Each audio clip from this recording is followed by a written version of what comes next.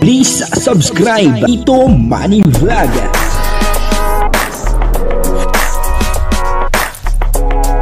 Payagan po si Tito Manny Vlog na mag-reactor para pambiling gamot sa kanya pong karamdaman. Wala man siyang records ng ng awayan.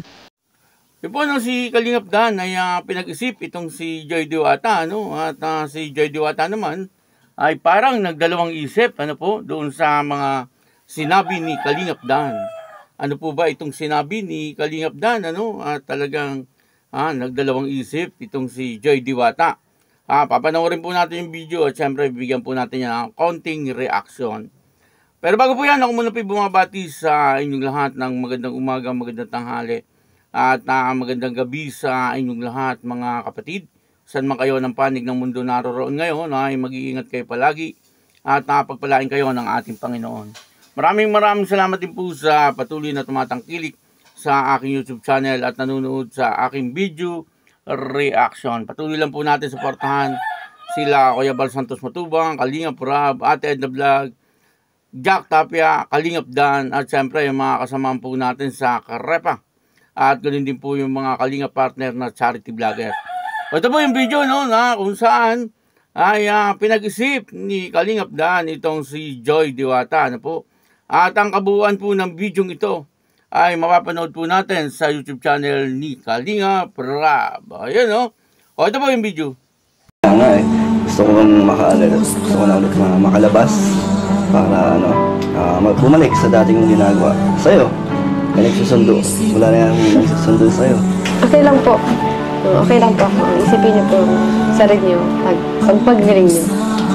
Oo naman. Inisip ko naman na gumaling siyempre. Gusto ko din na mabisita ka ulit. Miss ko ng miss ko yung banding natin. Mga nakarang araw.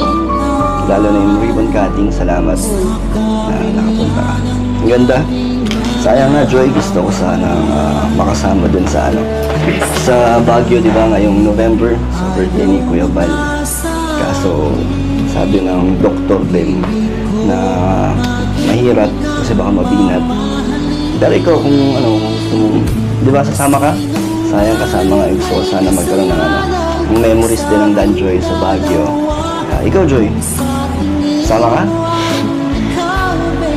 Paano ako? Hindi, siyempre kung gusto mo sumama, hindi mo kita pipigilan para, di ba sayang din bakasyon din yun. Kailangan mo din magpahinga kasi stress ka na sa pag-aaral mo. Pero kung babago yung isip mo, dito lang ako. Pwede mo naman ako bisitahin. Hindi naman sa ginugulo ko ang isip pa. Baka lang mas gusto mong kasama ako. Pero naman, hindi naman kita sinasabi ko sa sumama. Pwede naman po. Magpapaiwan ka? Hindi nga. Bakit? Para alagaan ako? Pwede naman. Pwede. Bakit? Para mas nararamdaman ko mas gusto mo sumama sa Baguio. Hindi, masaya lang ako doon. Pero kahit sumama ka, masaya din ako kasi bihira lang din yun. Once a year lang makapunta ng Baguio. Nakapunta ka na bang Baguio? Nakapunta ka na. Medyo mo lang yung Joy.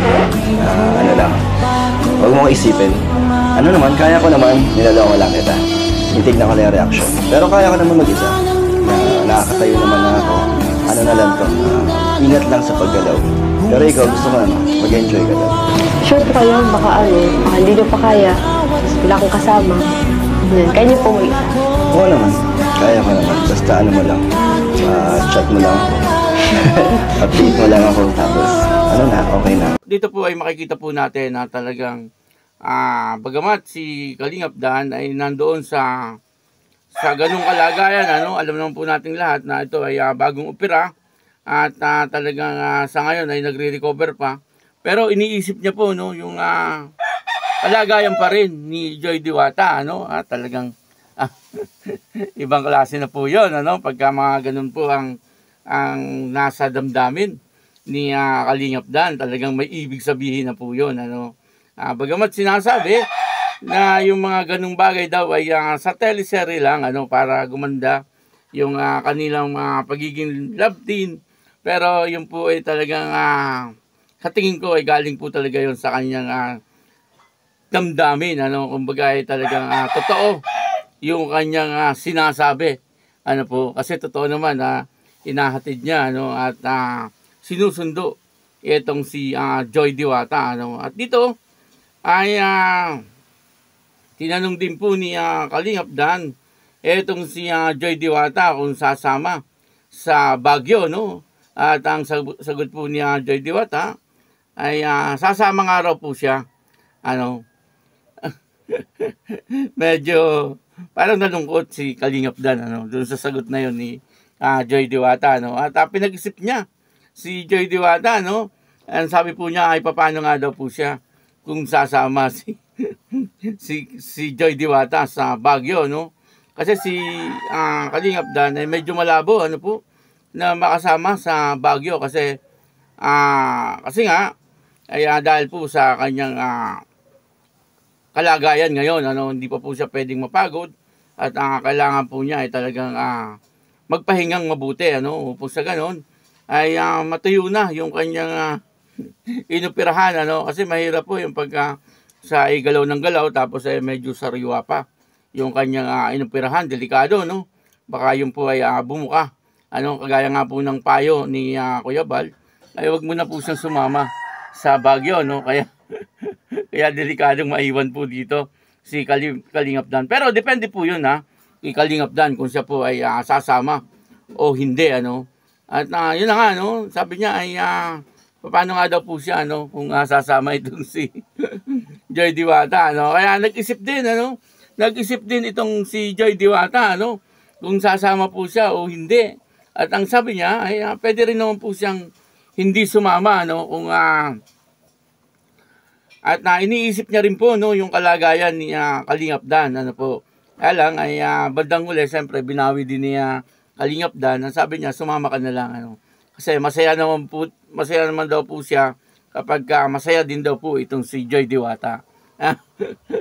Pero itong si Joy Diwata ay nag-iisip, nagdadalawang isip po siya kung sasama po siya o hindi, kasi siyempre inaalala rin po niya yung kalagayan ni Kalingap Dan, kasi siyempre nga naman sa ngayon sino po ba mag-aalaga at mag-aasikaso kay Kalingap Dan, si Joy Diwata ay nagdadalawang isip kung sasama siya sa Baguio o hindi. Sabi po ni Kalingap Dan ay i-chat na lang daw po siya, okay lang naman daw po kung basta i-chat na lang itong si Kalingap Dan, at masaya na daw po siya, sa pamamagitan lang ng chat ay magiging okay na po siya. Grabe, pero ang totoo po niyan ay medyo malungkot, medyo maiiwan siya, at hindi niya po makakapiling si Joy Diwata, kung sakali lang naman na sumama itong si Joy Diwata, po, siyempre mas enjoy, kung magkasama po silang dalawa doon sa Baguio, po. At marami din na matutuwa, na mga viewers kung sakali magkasama po sila doon, pero sa kalagayan ngayon ni Kalingap Dan, siyempre ay mas okay na magpahinga na muna po siya, para po sa kanyang sitwasyon, po, nang sa ganun ay madali po siya makarecover, po. At sa ngayon, sa nakikita naman natin ay okay na po si Kalingap Dan, kumbaga ay konting pagpapagaling na lang at pwede na, po. Kaya lang siyempre sariwa pa po yung sugat niyan. Yun po ang mahirap doon, akala mo malakas na po siya, pero yung sugat po kasi dyan yung tinitingnan, baka mamaya bumuka kasi sariwa pa nga, po. Ang kailangan dyan ay talagang tuyong-tuyo na, at tuloy-tuloy yung pag-inom niya ng gamot, po. Kaya yun, maraming salamat po sa inyong lahat, po.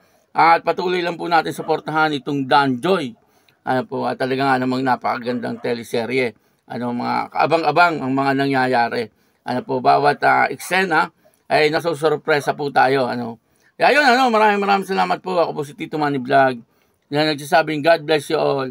Diyos mabalos.